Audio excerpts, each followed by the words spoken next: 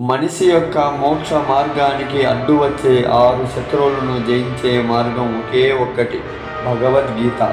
భగవద్గీత గీతా మహత్యము 1వ భాగము. భగవన్ పరమేశాన భక్తిరభ్యవిచారిణి ప్రారబ్ధం భూవ్యమానస్య కథం భవతి హే ప్రభో. ప్రారబ్ధం భూవ్యమానోపి గీతాభ్యాసరతః సదా సముక్తః స సుఖీ లోకే కర్ణనాదోపలిప్యతే.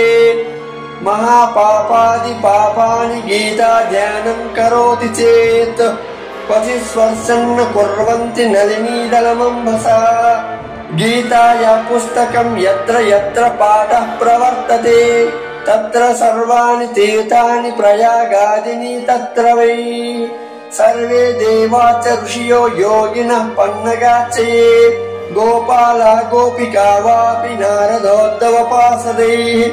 సహాయో జాయతే శీఘ్రం యత్ర గీతా ప్రవర్తతే. యత్ర గీతా విచారచ్చ పఠనం పాఠనం శృతం తత్రాహం నిశ్చితం పృథ్వీ నివసామి సదైవ హి.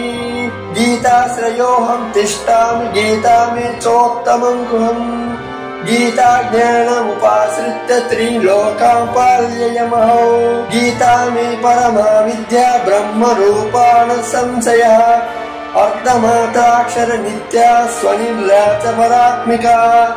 చిదానందేన కృష్ణేన ప్రోక్తా స్వముఖతో శృణుం. వేదత్రయీ పరానంద తత్వాత్ జ్ఞానమంజసా. యోష్టాదశ జపే నిత్యం నరో నిశ్చల మానసః. జ్ఞాన సిద్ధిం చ లభతే తతో యాతి పరం పదం.